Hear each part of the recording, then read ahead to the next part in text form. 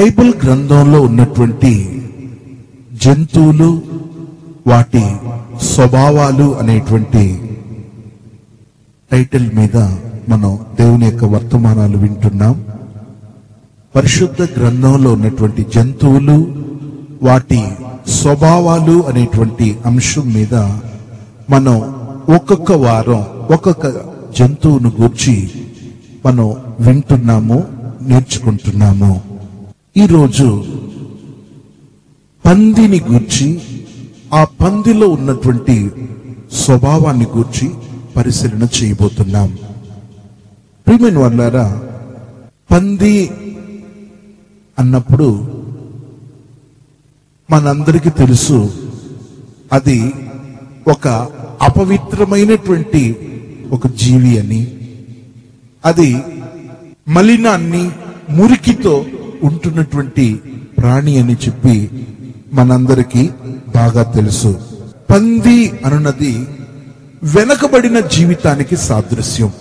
పంది అన్నప్పుడు గమనిస్తే దేనికి సాదృశ్యం? వెనకబడిపోయినటువంటి దానికి సాదృశ్యం. చూడండి, పందిని మనం ఎంత కడిగి శుభ్రం చేసి మన ఇంట్లో పెట్టుకున్నా అదేం చేస్తుంది? ఎక్కడికి వెళ్తుంది? బురదలో వెళ్ళి దొరలాడుతుంది. గనుక ఇది మన ఆత్మీయ జీవితంలో వెనకబడినటువంటి అనుభవానికి సాదృశ్యం. చూడండి, పందిని తీసుకొచ్చేసి శుభ్రంగా కడిగేసి దాన్ని మెడకు గొలుసేసి కట్టేసి దాన్ని భద్రంగా పెట్టుకున్నాం అనుకోండి, ఉంటుందా? మన మాట వింటదా? విందు. ఏం చేస్తుంది?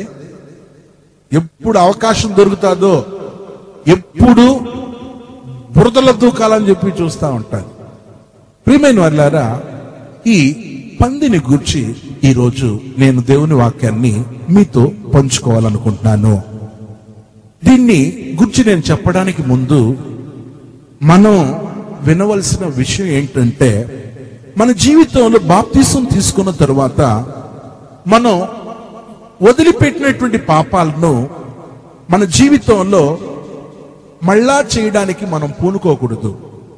బాప్తిసం తీసుకున్న ప్రతి వ్యక్తి బాప్తిసం తీసుకున్న తరువాత మళ్ళా మనం వదిలిపెట్టినటువంటి పాపాన్ని మళ్ళా చేయడానికి పోయామనుకోండి, ఆ పాపాలు మన జీవితంలో తాండవం ఆడుతూ ఉంటుంది.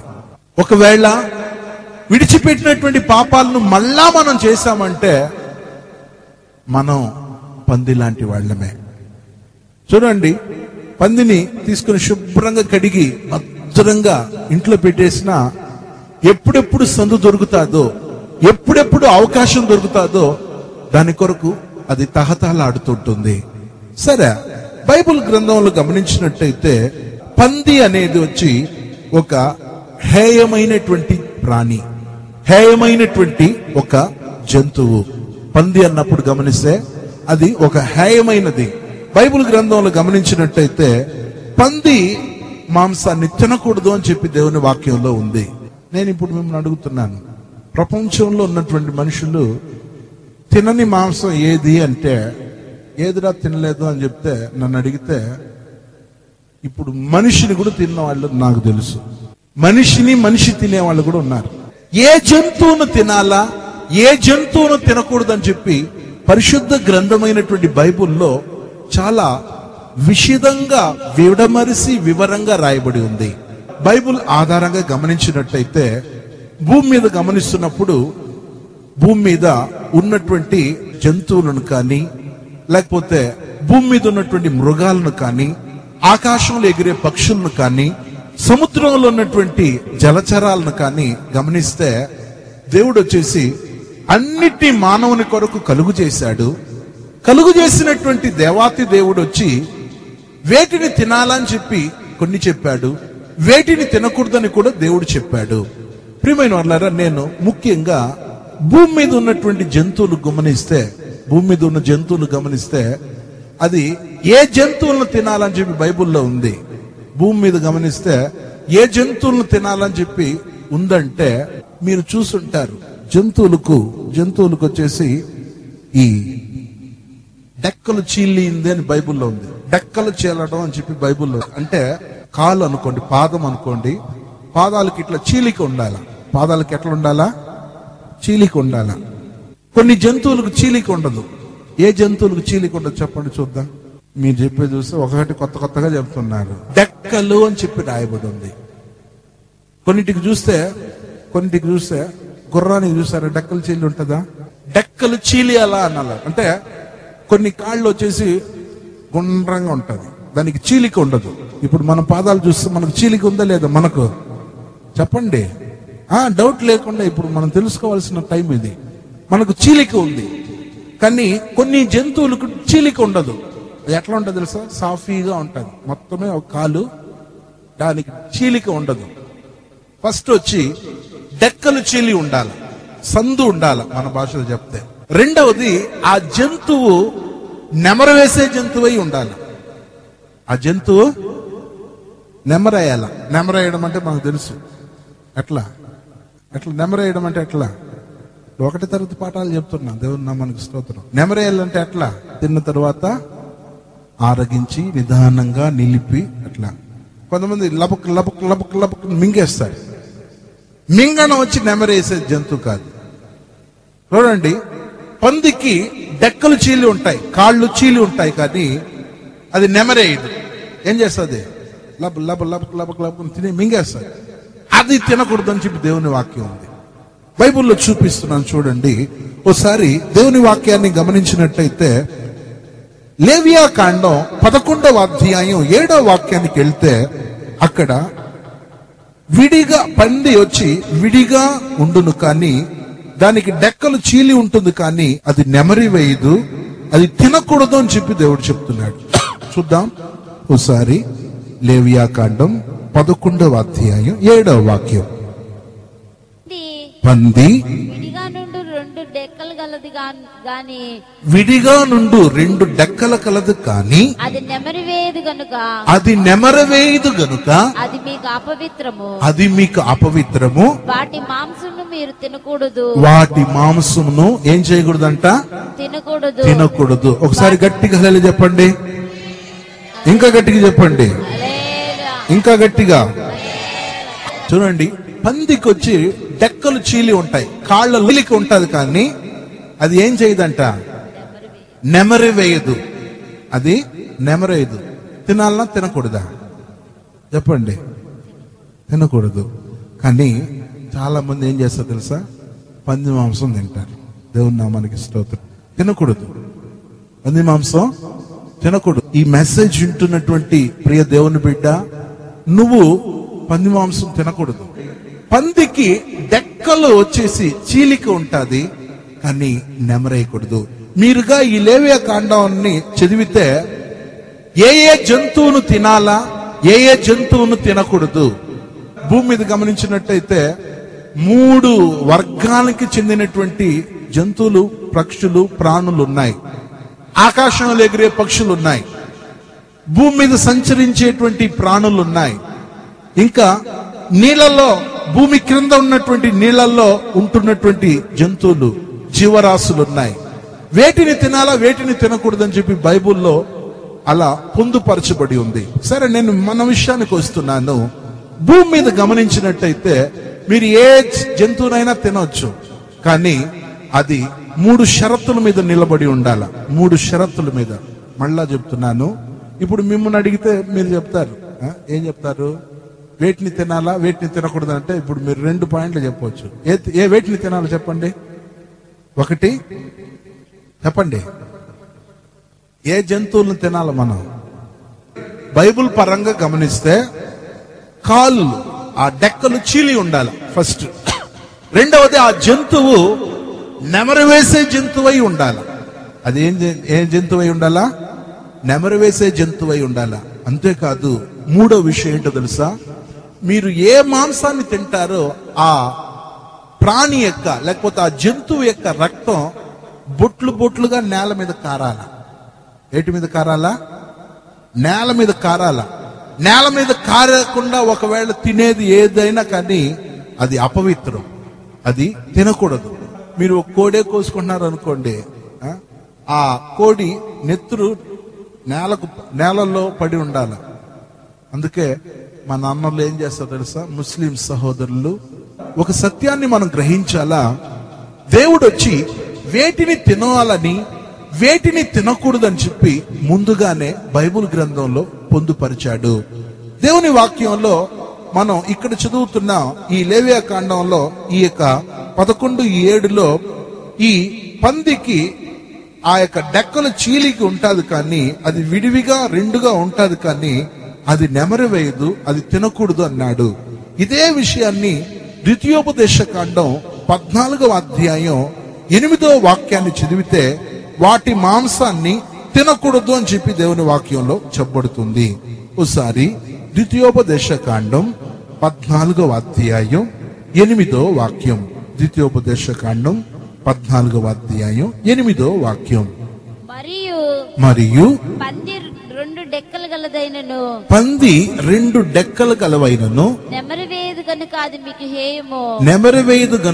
మీకు హేయము. వాటి మాంసం తినకూడదు. వాటి కళేబరములను ముట్టకూడదు. దేవుని నామానికి స్తోత్రం. చూడండి, వాటి కళేబరాన్ని కూడా ముట్టకూడదంట.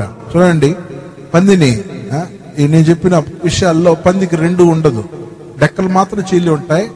ఒకటి నెమరేయదు, రెండవది దాన్ని కొయ్యరు. ఏం చేస్తారు, పందిని ఏం చేస్తారు, కొట్టి చంపుతారు. చంపిన తర్వాత దాన్ని ఏం చేస్తారు, కాల్చేసి నిప్పుల్లో పెట్టి మొత్తం ఆ యొక్క వెంట్రుకలన్నీ అలా తీసేసి ఆ తర్వాత దాన్ని ముక్కలు చేసుకునేసి అమ్ముకుంటారు. దాన్ని ఇచ్చిపుచ్చుకుంటారు బంధువులు వాళ్ళకి వీళ్ళకంతా. కానీ అది హేయం అని చెప్పి దేవుని వాక్యం చెప్పబడుతుంది. ఎందుకు ఇలా దేవుని వాక్యంలో రాయబడాలంటే, గమనిస్తే పంది మాంసం బైబిల్ ప్రకారంగా అది హేయమైంది. క్రైస్తవ దేవుని బిడ్డలు దీన్ని హేయంగా భావించాలా.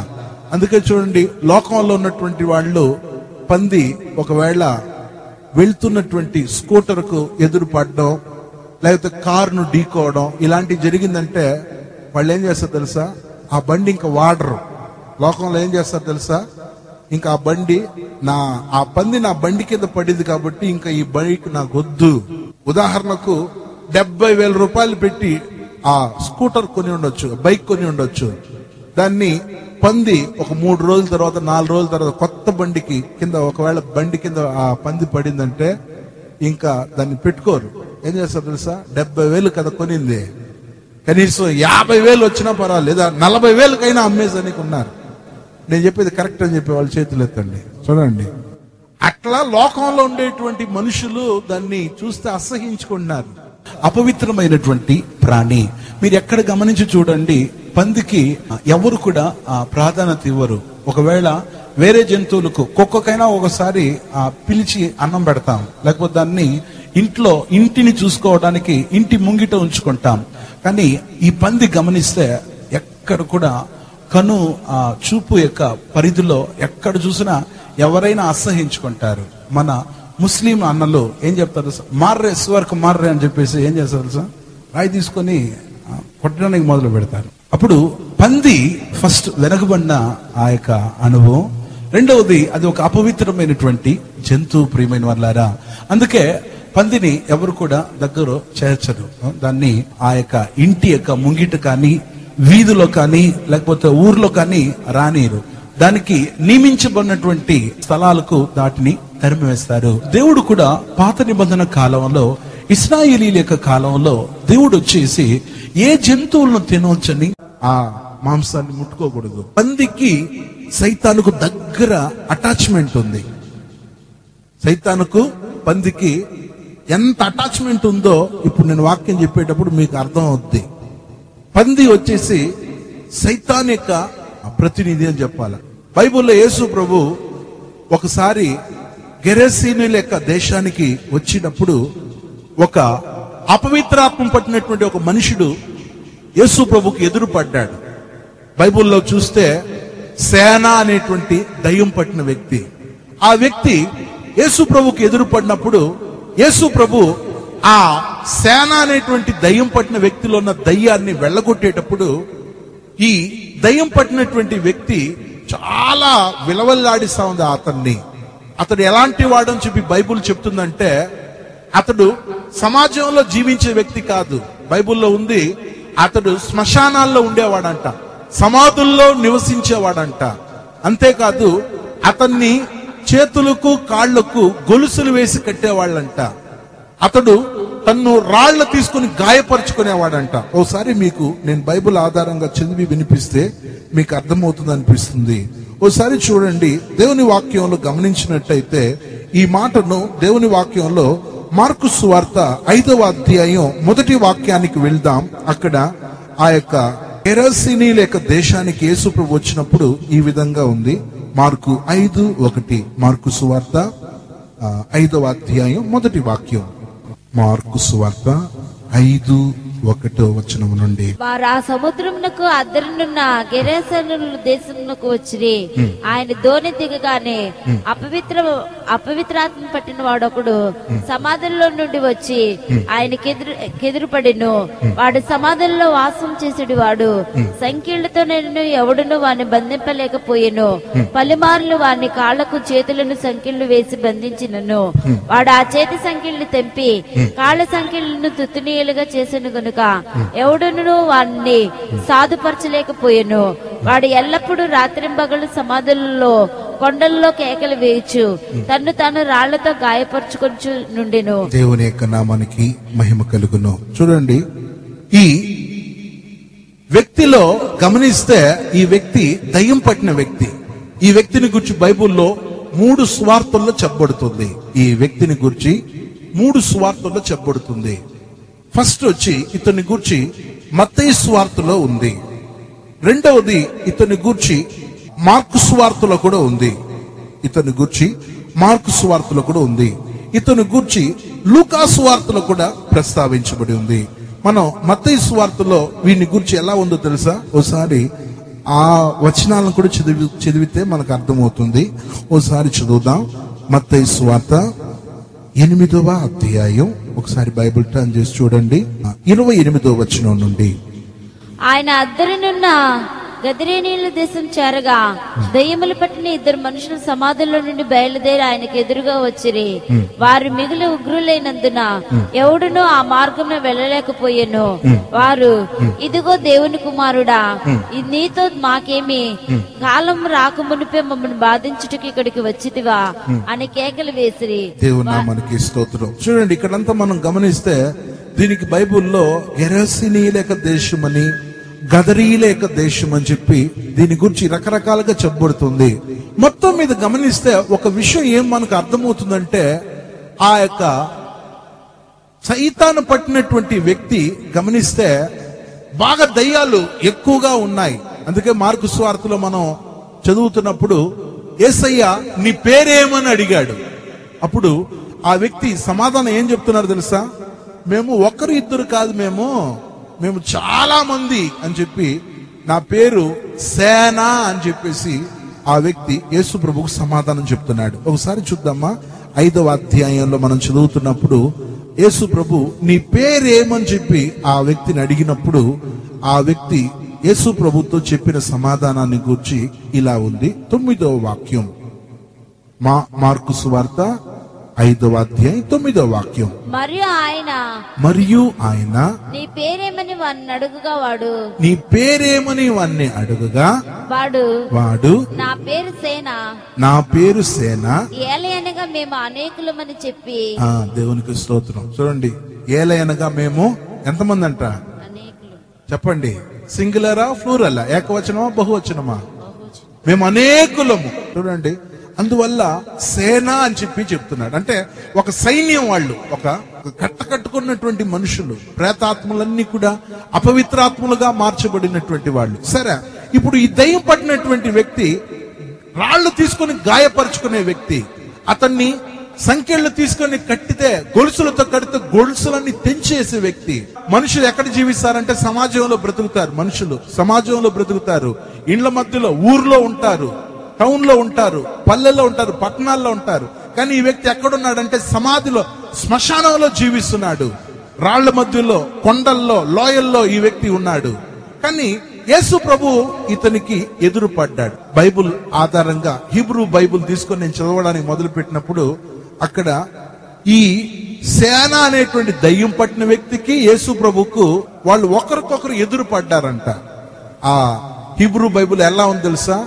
బైబుల్లో హీబ్రూ బైబుల్ నేను చదువుతున్నప్పుడు ఎట్లా అక్కడ అనిపించిందంటే, ప్రియమైన వాళ్ళారా, వాళ్లకు ఎలా అక్కడ పరిచయ బంధం ఏర్పడిందంటే, ఇప్పుడు ఈ మావోయిస్టులకు ఇంకా పోలీసు వాళ్లకు ఎట్లా ముఖాముఖిగా వాళ్ళు ఎదుర్కొంటారో ఆ రీతిగా వాళ్ళను ఎట్లా వీళ్ళు చూసి ఎన్కౌంటర్ చేస్తారో అట్లా యేసు ప్రభుకు ఈ దయ్యం పట్టిన వ్యక్తికి ఒకరొకరు ఎదురుపడ్డారు. అప్పుడు యేసు ప్రభు ఆ యొక్క సేన అనేటువంటి దయ్యం పట్టిన వ్యక్తిని, ఆ దయ్యాన్ని వెళ్ళగొట్టాలని చెప్పేసి ఈ యొక్క అపవిత్రాత్మను గద్దించినట్లు బైబిల్లో ఉంది. చూడండి 8వ వాక్యాన్ని చదివితే అక్కడ ఎందుకనగా ఆయన అపవిత్రాత్మను ఈ మనిషిని వదిలిపోమ్మని వానితో చెప్పినట్లు రాయబడింది. 8వ వాక్యం మార్కు 5:8.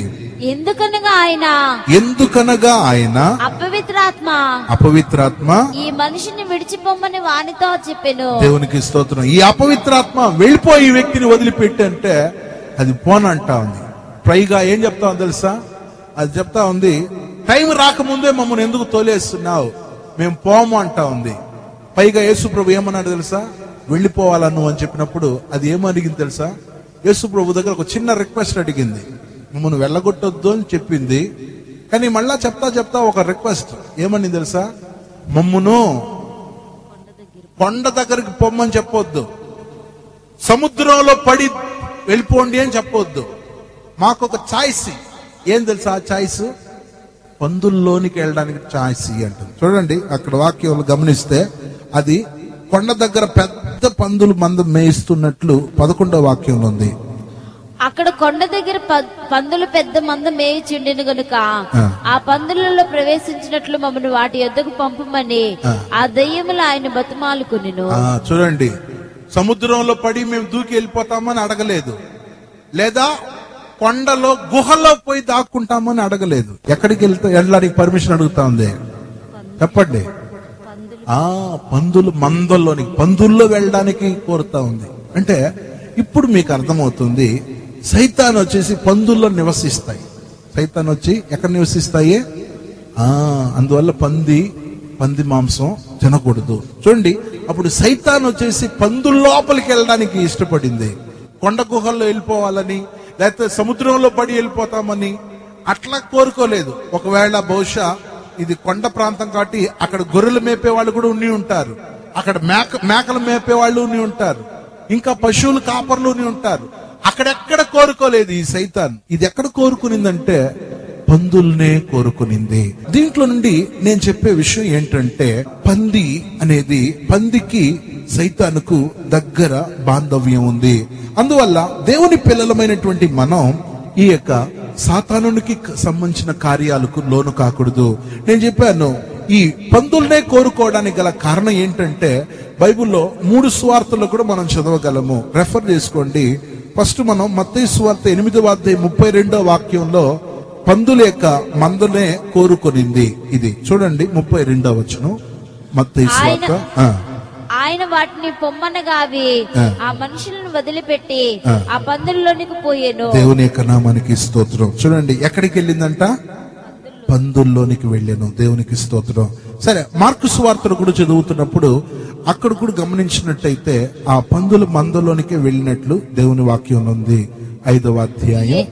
యేసు వాటికి సెలవీయగా ఆ అపవిత్రాత్మలు వారిని విడిచి పందులలో ప్రవేశించెను. 13వ వాక్యం మార్కు 5:13 ఇందాక చదివిన వాక్యం. ఇంకా బైబిల్లో లూకా సువార్త 8వ అధ్యాయంలో మనం చదువుతున్నప్పుడు కూడా అక్కడ కూడా దేవుని వాక్యం ఈ రీతిగా చెప్పబడుతుంది. ఓసారి లూకా సువార్త 8వ అధ్యాయం 33వ వాక్యం. ఇప్పుడు దెయ్యములు ఆ మనుషుల్ని విడిచిపోయి పందులలో చొచ్చును గనుక ఆ మంద ప్రాతం నుండి సరస్సులోనికి వడిగా పరిగెత్తి ఊపిరి తిరగక చచ్చెను. దేవుని యొక్క నామానికి స్తోత్రం. చూడండి ఇక్కడ కూడా గమనిస్తే ఇవన్నీ కూడా ఎక్కడికి చేరినాయంటే పందుల్లోనికి చేరింది. మహిమ కలుగును. అప్పుడు ఈ ప్రాణి, ఈ అపవిత్రమైనటువంటి జంతువే ఈ పంది, ప్రియమైన వాళ్ళారా. అందువల్ల ఈ పందిని గూర్చి దేవుని పిల్లలమైనటువంటి మనం జాగ్రత్త కలిగి ఉండాలా. సరే, నేను ఈరోజు ఈ మెసేజ్ లో పందిలో ఉన్నటువంటి 4 విధమైనటువంటి స్వభావాలను నేను మీ ముందు పెట్టాలనుకుంటున్నాను. పందిలో గమనిస్తే 4 విధములైనటువంటి స్వభావాలు ఉన్నాయి. ఆ 4 స్వభావాలు ఏంటో నేను మీ ముందు ఈ యొక్క మెసేజ్ లో చెప్పాలనుకుంటున్నాను. ఒకటి, పంది వెనకబడిన జీవి, ఒక వెనకబడిన జీవితానికి సాదృశ్యం.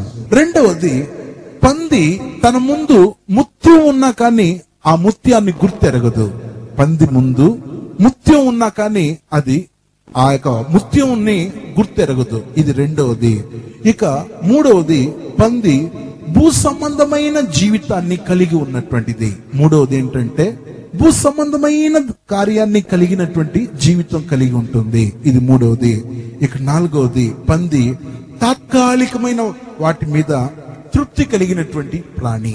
చూడండి, నాలుగవది, పంది తాత్కాలికమైన వాటి మీద తృప్తి కలిగినటువంటి ఒక ప్రాణి. ఈ 4 స్వభావాలను నేను ఈ మెసేజ్ లో చెప్పాలనుకుంటున్నాను. చూడండి, పంది వెనకబడిన జీవితానికి సాదృశ్యం. ఫస్ట్, నెంబర్ 1, 2 పేతురు 2వ అధ్యాయం 22వ వాక్యానికి వెళ్తే అక్కడ కుక్క తన వాంతికి తిరుగునట్లు కడగబడిన పంది బురదకు దొర్లినట్ల అన్న నిజమైన సామెత చొప్పున వీరికి సంభవించును అని చెప్పి పేతురు అపోస్తలుడు 2వ పేతురు 2:22లో సెలవిస్తున్నారు. 2 Peter 2nd chapter 22nd verse. కుక్క తన వాంతికి తిరిగినట్టును, కుక్క తన వాంతికి తిరుగునట్లును, కడగబడిన పంది బురదలో దొర్లుటకు మళ్ళినట్టును, కడగబడిన పంది బురదలో దొర్లుటకు మళ్ళినట్టును, దొర్లుటకు మరలినట్టును అను నిజమైన సామెతే చొప్పున వీరికి సంభవించును. దేవుని నామానికి స్తోత్రం. చూడండి, ఇక్కడ గమనించినట్టయితే కడుగబడిన పంది ఎక్కడికి వెళ్తాదంట చెప్పండి? బురదలోనికి. ఏం చేస్తుంది? ఎప్పుడు అవకాశం చిక్కుతాదో అని చూస్తుంది. ఇప్పుడు జరిగిన నిజమైన సంభవాన్ని నేను మీకు చెప్పాలనుకుంటున్నాను.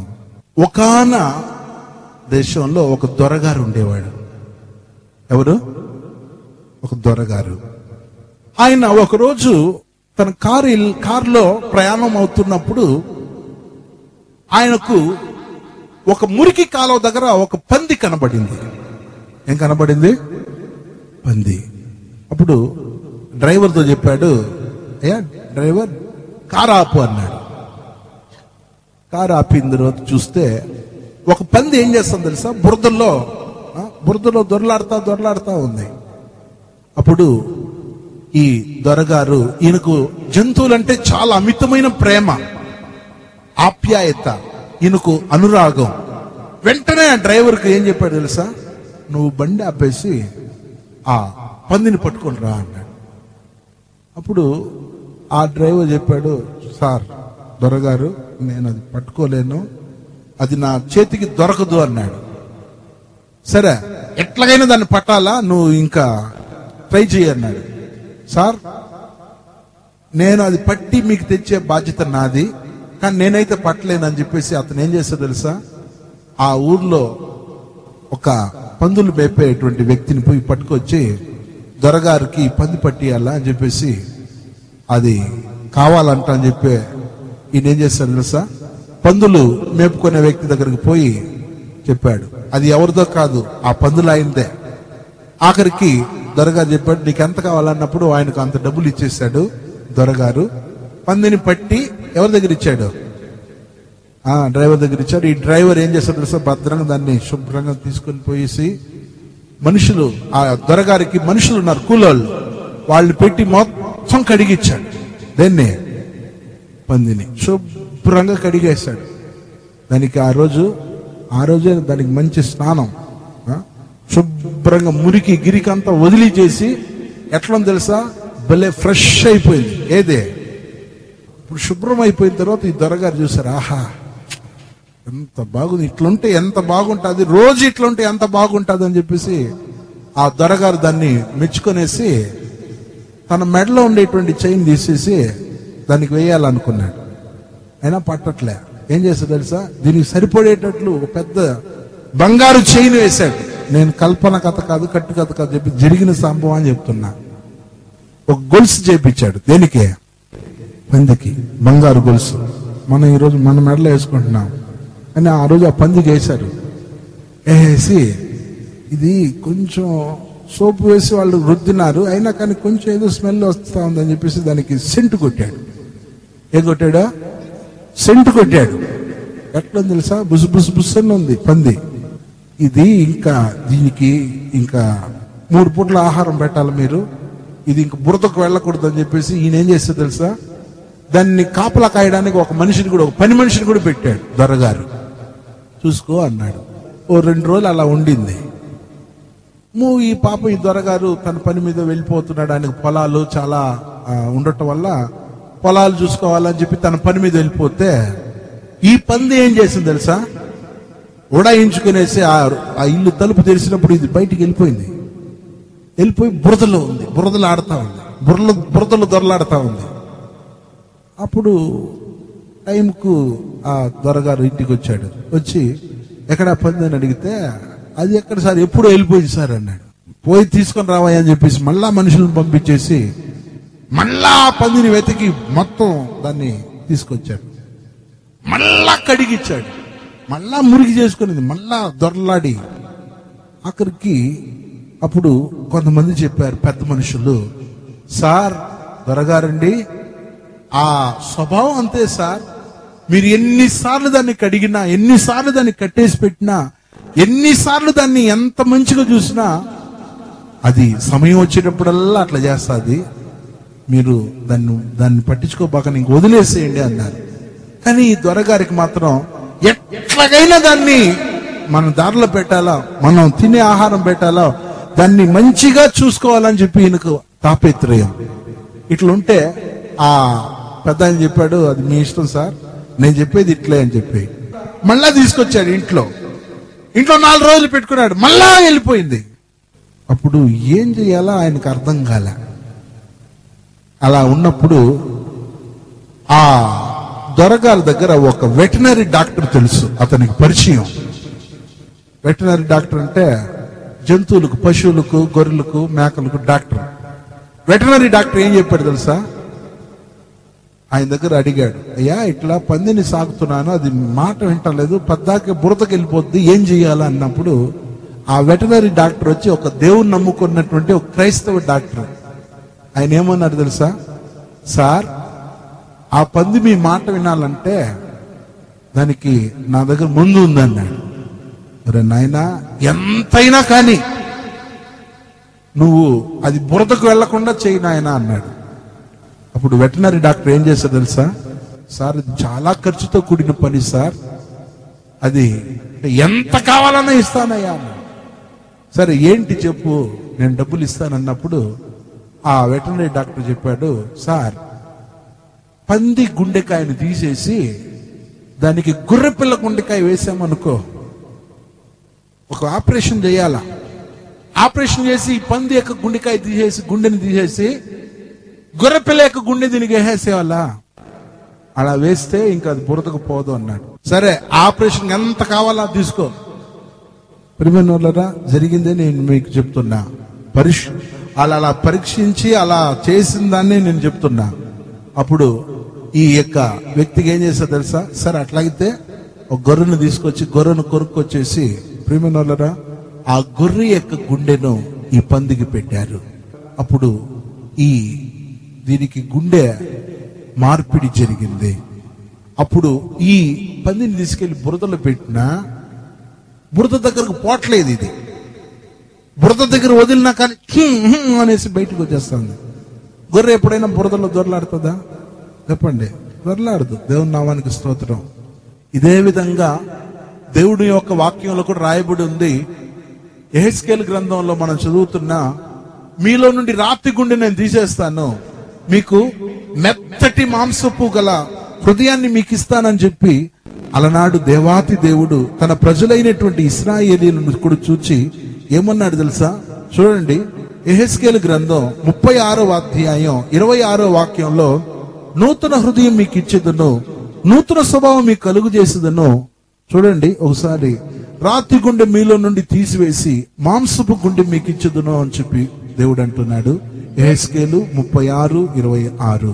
నూతన హృదయం మీకు ఇచ్చేదను, నూతన హృదయం మీకు ఇచ్చేదను, నూతన స్వభావం మీకు కలుగు చేసేదను, నూతన స్వభావం మీకు కలుగు చేసేదను, రాతి గుండె మీలో నుండి తీసివేసి రాతి గుండె మీలో నుండి తీసివేసి మాంసపు గుండెను మీకు ఇచ్చేదను. మాంసపు గుండెను మీకు ఇచ్చేదను. దేవునికి స్తోత్రం. చూడండి, అప్పుడు ఈ కార్యాన్నే ఆ యొక్క వెటనరీ డాక్టర్ చేశాడు. ఆ తర్వాత ఆ పంది బురదలోనికి వెళ్ళలేదు. ఇదే విధంగా మన జీవితంలో కూడా గమనిస్తే, ఆత్మీయ దేవుని పిల్లలమైనటువంటి మనం మారు మనసు పొందిన తరువాత, పరిశుద్ధాత్మ అభిషేకం పొందిన తరువాత, మన పాత జీవితాన్ని రోత జీవితంగా భావించి విడిచిపెట్టిన దాన్ని మళ్ళా మనం జ్ఞాపకం చేసుకోకుండా, వాటిని చేయకుండా, మనం వాటిని చేయుటకు పూనుకోకుండా మనం ఉండాలా. ఒకవేళ తెలిసి తెలియక వాటిని చేసి, ఒకవేళ మళ్ళా ఆ పాపపు గుంటలో మనం దిగామనుకోండి, మనం దేవుని బిడ్డలం కాము, మనం పంది లాంటి స్వభావం గల వాళ్ళమే. అందువల్ల పంది అనేది వెనకబడిన జీవితం. చూడండి, కడగబడిన పంది మరలా బురదకు పోయి మరలుతుంది. కడిగితే ఎన్నిసార్లు కడిగినా మళ్ళా బురదకు వెళ్తాది. అందువల్ల ఈ పందిని వెనకబడిన జీవితంతో పోల్చవచ్చు. ఇది మొదటి విషయం. ఇక రెండో విషయానికి వెళ్దాం. రెండవది, పందిలో ఉండే రెండవ స్వభావం ఏంటంటే, పంది తన ముందు ముత్యం ఉన్నా కానీ గుర్తెరగదు. తన ముందు ముత్యం ఉన్నా కానీ దానికి గుర్తెరగదు. చూడండి, ఒకసారి బైబిల్లో దీని గురించి యేసయ్య చెప్పారు. మత్తయి సువార్త 7:6 మీ ముత్యములను పందుల ఎదుట వేయకుడి అని చెప్తున్నాడు. ఒకసారి చూడండి, మత్తయి సువార్త 7:6. పరిశుద్ధమైనది కుక్కలకు పెట్టకుడి, పరిశుద్ధమైన దానిని కుక్కలకు పెట్టకుడి, మీ ముత్యములను పందుల ఎదుట వేయకుడి. దేవుని యొక్క నామానికి మహిమ కలుగును. చూడండి, మీ ముత్యములను పందుల ఎదుట వేయకుడి. దేవునికి స్తోత్రం. ఒకవేళ వేస్తే క్రింద ఇలా చెప్తున్నారు, కింద తర్వాత వాక్యం, వేసిన ఎడల అవి ఒకవేళ వాటిని కాళ్ళతో త్రొక్కి, ఒకవేళ వాటిని కాళ్ళతో త్రొక్కి మీ మీద పడి మిమ్మల్ని చీల్చివేయును. దేవునికి స్తోత్రం. చూడండి, పంది తన ముందు ముత్యం ఉన్నా కానీ గుర్తెరగదు. ప్రియమైన వాళ్ళారా, ఈ ముత్యం అనేది దేనితో పోలుస్తున్నానంటే, ముత్యం అనేది దేవుని వాక్యం. ముత్యం అనేది ఏంటి చెప్పండి? ముత్యం అంటే ఏంది? దేవుని వాక్యం. ముత్యం అనేది దేవుని వాక్యం. పంది అనేది వచ్చేసి మనకు తెలుసు. ఆ పంది ముందు ముత్యాన్ని తీసుకెళ్తే ముత్యం దానికి తెలియదు. ఈ పందికి తనకు కావాల్సిందే ఏం చేస్తా తెలుసా? తీసుకుంటది. ఇప్పుడు చూడండి, మనం దేవుని వాక్యం అంటే మనకు ఇంట్రెస్ట్ లేదు. ఇప్పుడు దేవుని వాక్యం అంటే మనకు లేదు. చూడండి, ఇప్పుడు ఉదాహరణకు మనం రోడ్లో వస్తున్నప్పుడు ఒక ముత్యం కింద పడిపోయింది అనుకోండి, ఎవరిదోలే అనుకుని పోతామా? ఏం చేస్తాం చెప్పండి? ఎవరిదోలే పడిపోయిందిలే అనుకుంటామా? ఎత్తుకుంటారు. అవునా కాదా? అవునా కాదు? చెప్పండి. అవును. ఒకవేళ మనం దేవుని యొక్క ఆరాధన కదా, ఇప్పుడు బైబిల్ స్టడీ కదా, బుధవారం కదా ఈ రోజు అని చెప్పేసి రాకుండా ఉంటామా? బాగా అలసిపోయి ఉన్నాం అనుకో, బాగా పనికి వెళ్ళేసి అలసిపోయి ఉన్నాం అనుకో, ఏం బైబిల్ స్టడీ అనుకుంటామా? లేదు, వెళ్ళాల్సిందే అనుకుని వస్తామా? చెప్పండి. ఖచ్చితంగా దేవుని వాక్యాన్ని ఉన్నట్లు చెప్తున్నా. ఒకవేళ మన జీవితంలో దేవుని బైబిల్ ఏ రోజు ప్రేయర్ ఆ రోజు మాత్రం తెలియదు, మిగిలిన అన్ని రోజులు అన్ని తెలుసు. బుధవారం అనేది తెలియదు, శనివారం అనేది తెలియదు, కానీ ఇప్పుడు తెలుసుకుంటా ఉంది. దేవుని స్తోత్రం. లైన్లో వచ్చేస్తా ఉంది. ఆ ఒక్కదాన్ని కూడా మేము చెప్పాలి, అందరినీ కూడా చెప్తున్నా. మా చంద్రబాబు కూడా బుధవారం అంటే తెలియదు, ఏ వారం అంటే తెలుస్తుంది అంటే శనివారమే తెలుస్తుంది. అలా ఉండకూడదు. చూడండి, మన జీవితంలో ఎలా ఉండాలంటే, ముత్యం అక్కడ ముత్యం ఉందంటే దాన్ని లబక్కని తీసేసుకుంటున్నాం. ఆనికంటే 2 రెట్లు ఆత్రపడి, అయ్యో ఈ రోజు బైబిల్ స్టడీ నేను వెళ్ళిపోవాలా అనాలా, అయ్యో ఈ రోజు కనిపెట్టుకోవడం మనం ఎగబడి రావాలా, ఈ రోజు ఆదివారం కదా నేను ఉండకూడదు, కరువు పని వద్దు, నాకు ఏ పని వద్దు, నాకు దేవుడు కావాలని చెప్పి పరిగెత్తాలా. అదే ఆ యొక్క అనుభవము. ఒకవేళ ఆ యొక్క పంది ముందు ఎట్లా ముత్యం ఉందో, అదే విధంగా దేవుని బిడ్డ అయిన నీ ముందు బైబిల్ స్టడీ ఉంటే, కనిపెట్టుకోవటం ఉంటే, ఆరాధన ఉంటే, నాకెందుకులే, నాకు బైబిల్ వాక్యం బాగా తెలుసు అని నువ్వు అనుకుంటే, నేనే పంది. నువ్వు మాత్రం చెప్తే తిడతారు కాబట్టి నేను కూడా కలుపుకుంటున్నా. అర్థమై ఉంటుంది అనుకుంటున్నా. ఇప్పుడు బైబిల్ స్టడీ బుధవారం, శనివారం కనిపెట్టుకుంటాం, ఆదివారం ఆరాధన అనుకోండి. వీటి మధ్యలో మనకు తెలుసు ఈ టైంలో మనంగా రాగలేదు అనుకో, పందికి ఎట్లా ముత్యం తెలియదో మనకు కూడా ఆ బైబిల్ స్టడీ అంటే తెలియకపోతే, మనకు ఆ కనిపెట్టుకోవటం అంటే తెలియకపోతే, ఆరాధన అంటే తెలియకపోతే మనము అది రెండు ఒకటే. అదే యేసుప్రభు వాక్యం రాయబడి ఉంది, మీ ముత్యములను పందులు ఎదుట వేయకుడి. దేవునికి స్తోత్రం. అంటే పందికి ముత్యం విలువ తెలియదు, మనకు కూడా బైబిల్ స్టడీ విలువ తెలియదు, కనిపెట్టుకోవటం విలువ తెలియదు, ఆరాధన విలువ తెలియదు. అలా ఇప్పుడు మనం కూడా జంతువుతో సమానం అయిపోయాం. అందువల్ల ఈ పంది లాంటి స్వభావం మనకు రాకూడదు. ఎందుకంటే దేవుని వాక్యం అది ముత్యం లాంటిది. దేవుని వాక్యం ముత్యం లాంటిది. ఆ ముత్యం లాంటి వాక్యాన్ని వినడానికి మనం ఎప్పుడు తాపేత్రయం రావాలా. ఇది రెండో విషయం. నేను మూడో విషయానికి వెళ్తున్నాను. మూడవది, పంది భూ సంబంధమైన జీవితం కలిగి ఉంటది. పంది ఎట్లాంటిదంటే ఎప్పుడు చూసినా భూ సంబంధమైందంటే బైబిల్లో ఎట్లుంది తెలుసా? పందికు ఎప్పుడు చూసినా భూమినే చూస్తూ ఉంటుంది. చూడండి, మీరు ఎక్కడైనా చూడండి, పంది ఇట్లా ఎప్పుడైనా ఆకాశాన్ని చూస్తుంటుందా? చెప్పండి. పంది ఏం చేస్తుంది? కింద ఏం జరుగుతుంది, ఎక్కడ మురికి ఉంది, ఎక్కడ మలినం ఉంది, ఎక్కడ అపవిత్రం ఉంది, ఇదే అయ్యో అని ఇట్లా పైకి చూడుతుంది. అందుకే బైబిల్లో కొలస్సీలకు రాసిన పత్రిక 3వ అధ్యాయం 1వ వాక్యంలో, మీరు క్రీస్తు కూడా లేపబడిన వారైతే పైనున్న వాటినే వెతుకుడి, కానీ భూ సంబంధమైన వాటిని వెతకూడదు అని ఉంది. చూద్దాం. కొలస్సీలకు రాసిన పత్రిక 3వ అధ్యాయం 1వ వాక్యం. మీరు క్రీస్తు కూడా లేపబడిన వారైతే, వినండి, మీరు క్రీస్తు కూడా లేపబడిన వారైతే పైనున్న వాటినే వెతుకుడి. ఎక్కడున్న దాన్ని వెతకాలంట? కింద ఉన్న దాన్నే వెతకడి. పైనున్న వాటినే వెతుకుడి. పైనున్న వాటినే వెతుకుడి. అక్కడ క్రీస్తు దేవుని కుడి పార్శ్వంలో కూర్చుండి ఉన్నాడు. అక్కడ ఈ కొలస్సీ 3వ అధ్యాయం 1వ వాక్యంలో కింద ఉన్న దాన్ని వెతకాలనా, పైన దాన్ని వెతకాలనా? సరే, ఇప్పుడు పైన ఉన్నది అంటే ఏంది, కింద ఉండేది అంటే ఏంది? పైన ఉన్నది పరలోకం, కింద ఉండేదే లోకం. కరెక్టే, తల్లి చెప్పేది కరెక్టే. పైన ఉండేది పరలోకం, కింద ఉండేది లోకం. కింద ఉండే దాని గురించి నేను కొద్దిసేపు మాట్లాడతా. కింద ఉండేది ఏంటంటే ఇల్లు, వాకిలి, నా పొలం, నా పైరు, నా పంట, నా గుంట, నేను చేసుకునే కూలి, నేను చేసుకునే వృత్తి, నేను చేసుకునే ఉద్యోగం అనేది కింద ఉండేది. అవునా కాదా? కానీ అట్లా ఉండకూడదు మనం. కొంతమందికి కడిపే కైలాసం, ఇల్లే వనవాసం. అలా ఉండకూడదు మనం. ఎందుకంటే ప్రభు అక్కడ దగ్గర అయిపోతుంది, మనం పైకి వెళ్ళిపోవాలా. ఇప్పుడు ఒకవేళ మీరు భూలోకంలో ఇంకా 100 సంవత్సరాలు బ్రతకాలనుకోండి, ఇంకా ఎప్పుడు హ్యాపీగా తింటాం, హ్యాపీగా వస్తాం, అంతే కదా. అలా ఉండకూడదు మనం. కొంతమందికి ఎప్పుడు పనిలోనే సచ్చేది. ఉద్యోగమే. ఆ ఉద్యోగమే ఇంకా వాళ్ళకు ముగింపు. ఎంతమందిని చూసుంటా. ఒక ఆయన ఉన్నాడు, ఆయనకు వచ్చేది ఒక 70,000.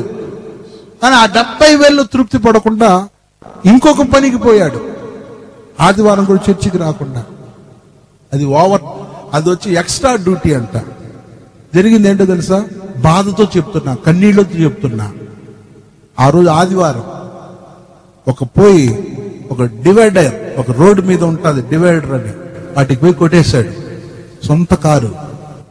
ఆ కారు దగ్గర 8.5 లక్షలు. చచ్చిపోయాడు. దేవుని నమ్మిన బిడ్డ. ఎంత బాధ అయింది తెలుసా? ఏడ్చేసిన. మంచి విశ్వాసి. ఏమి దేనివల్ల? డబ్బు అనే ఆత్మ వలన. చాలు అనేటువంటి తృప్తి ఉంటే 70,000 చాలదండి? నేను మిమ్మల్ని అడుగుతున్నాను. వాళ్ళ భార్యకు భలే ఆమె ఏడుస్తున్నా కానీ తిట్టినాను నేను. ఆయనకు దా బుద్ధి లేదు. నీకెక్కడ పోయింది బుద్ధి? నువ్వైనా చెప్పొచ్చు కదంటే, బ్రదర్ మీరు రండి బ్రదర్ అని చెప్పి నన్ను తీసుకెళ్లేసి బీరో ఓపెన్ చేస్తే వాళ్ళది సీక్రెట్ లాకర్ ఉంది. దాంట్లో ఎంత డబ్బులు ఉంది తెలుసా? ఎన్ని కట్టలు ఉందో నాకే లెక్కలే. ఆమె చెప్తా ఉంది 8.5 కేజీ ఉంది బ్రదర్ బంగారు అంటా ఉంది. ఎంత ఉంది? 8.5 కేజీ. కట్టు కథ కాదు, కల్పనా కథ నేను చెప్పట్లేదు. చెన్నైలో ఉండేది విషయమే చెప్తున్నాను మీకు. 6 కార్లు ఉన్నాయి. పిల్లలు ఉన్నారా? పిల్లలు లేరు. ఒక్క కొడుకు లేదు, ఒక్క కూతురు లేదు. ఆమె 1,00,000 రూపాయలు సంపాదిస్తుంది నెలకు. బాటనీ లెక్చరర్, ఈయనేమో కరస్పాండెంట్. ఇంత డబ్బులు ఉన్నా కానీ తృప్తి లేకుండా ఇంకో పార్ట్ చేయి, ఇంకో ఉద్యోగం చేశాడు. సరే, వాళ్ళ విషయం మనం మాట్లాడేది పక్కలో ఉంటాం. ఇప్పుడు నేను మీకు విషయం ఏం చెప్తున్నానంటే, మనకు కొంచెం ఒక 10 కేజీలు బియ్యం చాలు వారానికి, నెలకు ఒక 30 కేజీలు చాలు. ఏదో దేవుడు మనకు గంజి నీళ్ళు పోస్తున్నా, దాంట్లో మనం తృప్తి పడాలా. అది వదిలేసి ఇంకా ఇంకా ఇంకా ఇంకా ఇంకా పని చేసుకున్నాం అనుకో, అనారోగ్యం వచ్చి మనం తొందరగా పోవాల్సిందే. పంది చూడండి, తన జీవితంలో ఎప్పుడు ఒకసారి కూడా పైకి చూడదు. ఇప్పుడు మీకు కథ చెప్తున్నా. ఒక ఊర్లో ఆకాశంలో ఒక హంస ఎగురుతా ఉంది. ఏం ఎగురుతా ఉంది? హంస. హంస చూసిన వాళ్ళు చేతులు ఎత్తండి. హంస అంటే చూపిస్తాను కావాలంటే, తెల్లగా ఉంటది, అవునా? ఈ హంస ఆకాశం ఎగురుతూ ఎగురుతూ ఉన్నప్పుడు ఒక చోట దానికి ఏదో దొర్లాడేటట్టు కనిపించింది.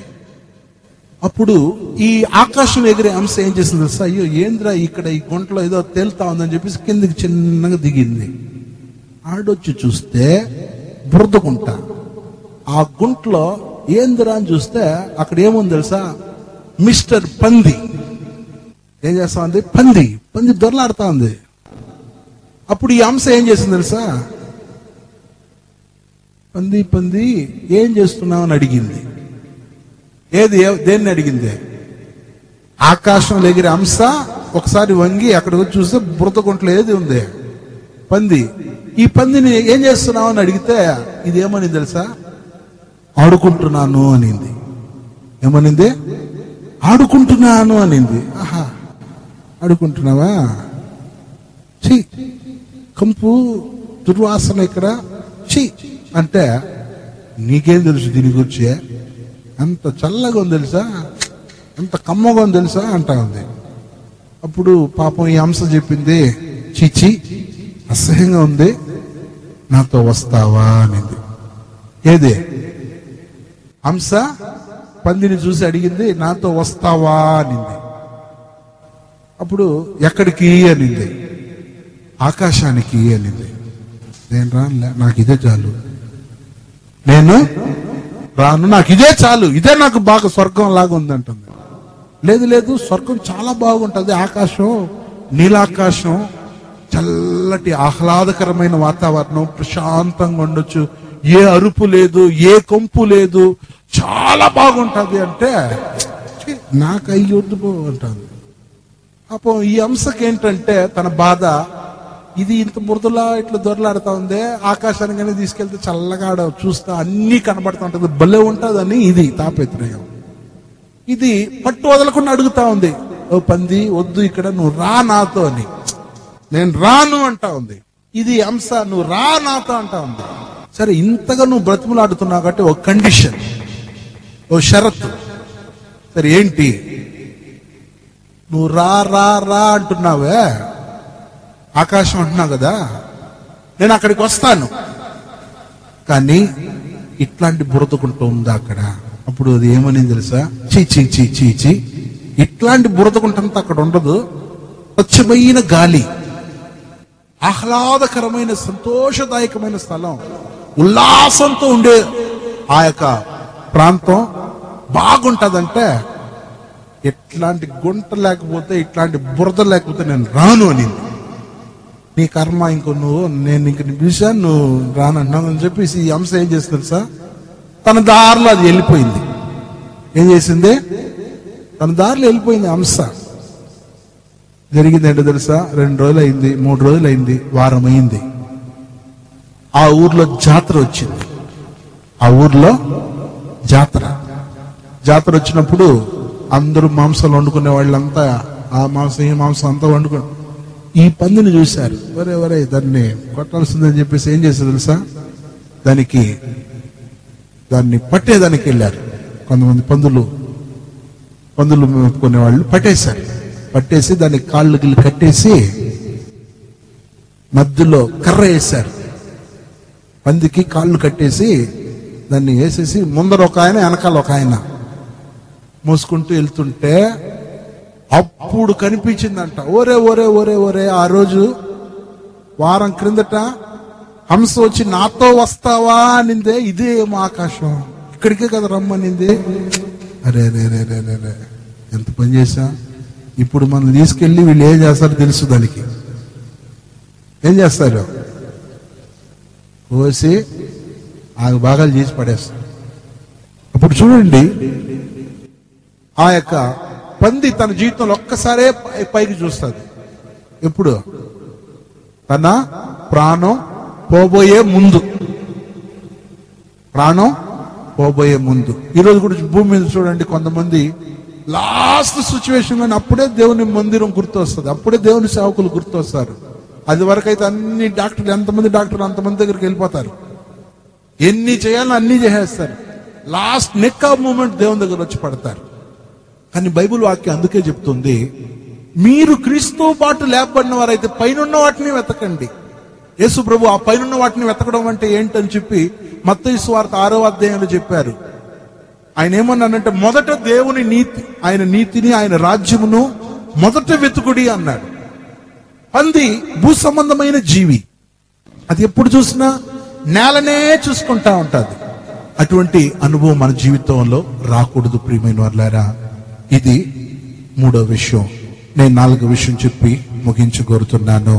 4వది, పంది తాత్కాలికమైన వాటి మీద తృప్తి కలిగి ఉంటుంది. చూడండి, పందికి గమనించినట్టయితే పందికి చల్లని బురద, కడుపు నిండా ఆ అపవిత్రమైన తినాలా, ఐహికమైన వాంఛలు తృప్తికరంగా అనుభవించాలా, ఇంకా తాత్కాలికమైన వాటి మీద మాత్రమే అది ఉంటుంది. అది ఎప్పుడు చూస్తే తనకు కడుపు నిండేదాన్నే చూసుకుంటుంది. పంది కడుపు నిండుకునే చూస్తుంది, చల్లగా బురదలో దొరలాడేదే చూసుకుంటుంది. ఆ తరువాత ఏం సంభవిస్తుంది, ఎలా ఉంటుందో దానికి తెలియదు. కానీ బైబిల్ గ్రంథాన్ని చదివితే దేవుని నమ్మినటువంటి బిడ్డలమైనటువంటి మనం ఇప్పుడు సుఖాన్ని కోరుకోకూడదు. నేను చెప్పేది దేవుని బిడ్డలమైన మన అందరికీ చెప్తున్నా, ముగిస్తాను. మన జీవితంలో మనం ఇప్పుడు సుఖపడ్డామనుకో, ఎప్పుడు కష్టపడాల్సి వస్తుంది? అక్కడికి పోయి కష్టపడాలి. అందువల్ల ఇప్పుడు ఒకవేళ శ్రమ పడ్డామనుకో, ఎప్పుడు సుఖపడవచ్చు? అక్కడికి పోయి సుఖపడవచ్చు. అందువల్ల దేవుని పిల్లలమైనటువంటి మనం శ్రమ పడేదాన్ని మనం భావించాలా. పంది ఎప్పుడు శ్రమ పడడానికి కోరుకోదు, ఎప్పుడు చూస్తే చల్లగా దొరలాడాల బురదలో, కడుపు నిండా ఆ అపవిత్రతను, ఆ మాలిన్యాన్ని తినాలా. ఇదే దాని యొక్క ఇది. కానీ బైబిల్ గ్రంథంలో దేవుని నమ్మిన బిడ్డలు ఎలా ఉండాలని చెప్పి ఉందంటే, హెబ్రీయులకు రాసిన పత్రిక 11వ అధ్యాయం 24వ వాక్యంలో మోషే ఏ రీతిగా తన యొక్క జీవితంలో క్రీస్తు ప్రజలతో కూడా శ్రమ అనుభవించేదాన్ని కోరుకున్నాడో ఆ విధంగా మనం ఉండాలా. హెబ్రీయులకు రాసిన పత్రిక 11వ అధ్యాయం 24వ వాక్యం. హెబ్రీ 11:24. హెబ్రీ 11:24. మోషే పుట్టినప్పుడు అతని మోషే పెద్దవాడైనప్పుడు విశ్వాసమును బట్టి ఐగుప్తు ధనము కంటే క్రీస్తు విషయమైన నింద గొప్ప భాగ్యమని ఎంచుకొని అల్పకాల పాపభోగములు అనుభవించుట కంటే దేవుని ప్రజలతో శ్రమ అనుభవించటం మేలని యోచించి దేవునికి స్తోత్రం. చూడండి, ఇక్కడ మోషేను గురించి రాయబడి ఉంది, మోషే పెద్దవాడైనప్పుడు పాపభోగాలు అనుభవించడం కంటే క్రీస్తు ప్రజలతో కూడా శ్రమ పడడమే ఉత్తమం అనుకున్నాడు. అందువల్ల దేవుని నమ్మినటువంటి ప్రభు పిల్లలమైనటువంటి మన జీవితాల్లో సుఖంగా భోగంగా ఉండాలని మనం కోరుకోకూడదు. మనం కష్టాల గుండానే దేవుని రాజ్యానికి వెళ్ళాలా, బాధల గుండానే దేవుని రాజ్యానికి వెళ్ళాలా. ఈ లోకంలో మనం సుఖపడ్డామనుకోండి, అక్కడ మనకు మహిమ లేదు, అక్కడ మనకు కీర్తి లేదు. అందువల్ల భూలోకంలో మన జీవితాల్లో మనం ఏం చేయాలి తెలుసా? తాత్కాలికమైంది, ఈ లోకం తాత్కాలికమైంది. మహా అంటే 50 సంవత్సరాలు, లేదా ఒక 60 సంవత్సరాలు, లేదా ఒక 70 సంవత్సరాలు మనం ఈ లోకంలో ఉంటాం. కానీ పరలోకంలో యుగాయుగములు 1000 ఏండ్లు అని చెప్పి రాయబడి ఉంది. అప్పుడు ఆ నిత్య రాజ్యంలో నిత్యములు యుగాయుగములు మనం దేవునితో ఏలుబడి చేయాలంటే మనం ఇప్పుడు శ్రమ పడాలా. కానీ ఈ పందిలో గమనిస్తే పందికి తాత్కాలికమైన వాటి మీద మాత్రమే తృప్తి ఉంటుంది, కానీ మనకు నిత్యమైన వాటి మీద తృప్తి ఉండాలా. ఎప్పుడు నేను దేవుని దగ్గరకు పోయి చేరుతాను, ఆ నూతన యెరూషలేము నా గృహం, ఎప్పుడు నేను అక్కడికి పోయి చేరాలా, ఎప్పుడున్న ఆశలు తీరాలనేటువంటి ఆ యొక్క తాపేత్రయంలో ఉండాలా. బైబిల్ గ్రంథంలో ఒక గుంపు వాళ్ళు ఉన్నారంట. యెషయా గ్రంథం 22వ అధ్యాయం 13వ వాక్యంలో ఆ మాట ఎలా ఉంది తెలుసా? ఈ రోజు తిందుము తాగుదుము రేపు చనిపోదుము అనుకొని చెప్పుకునే వాళ్ళని గురించి యెషయా గ్రంథం 22వ అధ్యాయం 13వ వాక్యంలో ఇలా ఉంది. యెషయా గ్రంథం 22:13. రేపు చచ్చిపోదుము గనుక తిందుము త్రాగుదుము అని చెప్పి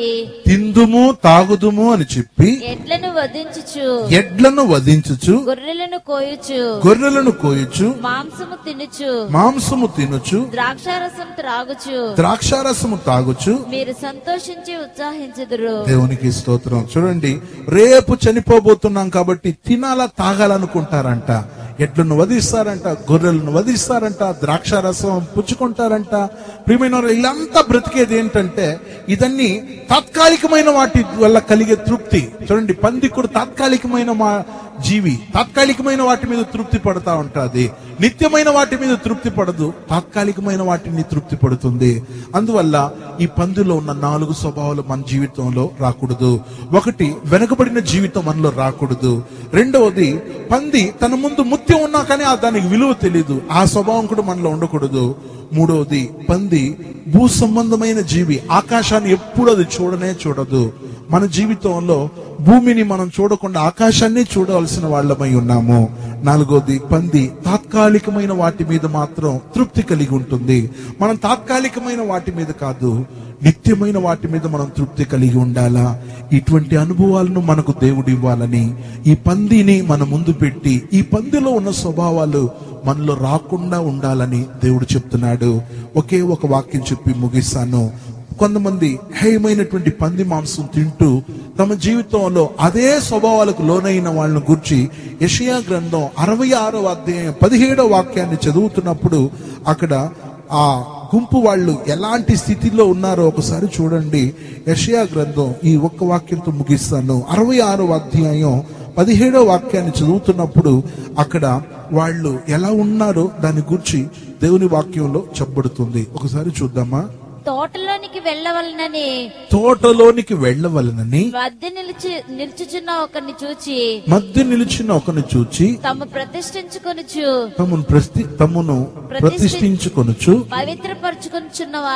పవిత్రపరచుకొనుచున్న వారై పంది మాంసమును హేయ వస్తువులను పంది కుక్కలను తినువారును ఒక్కడును తప్పకుండా నశించెదరు. ఇదే యెహోవా వాక్కు. ఇక్కడ కూడా తాత్కాలికమైన వాటి మీద ప్రీతి కలిగిన వాళ్ళు, తాత్కాలికమైన వాటి మీద ఇష్టం కలిగిన వాళ్ళను గురించి దేవుడు అంటున్నాడు. ఎందుకో తెలుసా? వాళ్ళ యొక్క జీవితంలో అపవిత్రమైన వాటి మీదనే, అపవిత్రమైన దాన్ని గూర్చినటువంటి విషయాలు కలిగిన వారై ఉన్నారు. దేవుని పిల్లలమైనటువంటి మన జీవితాల్లో ఈ స్వభావాలు మనలో రాకూడదు. బైబిల్ గ్రంథంలో వీళ్ళు ఎలాంటి వారు తెలుసా? యెషయా గ్రంథం 65:4వ వాక్యంలో వారు సమాధుల్లో కూర్చుండి రహస్య స్థలాల్లో తినేవాళ్ళు అని చెప్పి పంది మాంసాన్ని రహస్య స్థలాల్లో తింటారంట. యెషయా గ్రంథం 65:4వ వాక్యం. వాడు సమాధుల్లో కూర్చునుచు రహస్య స్థలములలో ప్రవేశించుచు పంది మాంసం తినుచుందురు. ఎందుకో తెలుసా? వాళ్ళు కూడా తాత్కాలికమైన తృప్తి కలిగిన వాళ్ళు. దేవుని బిడ్డలమైనటువంటి మనం నిత్యమైన వాటిని గూర్చి తృప్తి కలిగి ఉండాలా.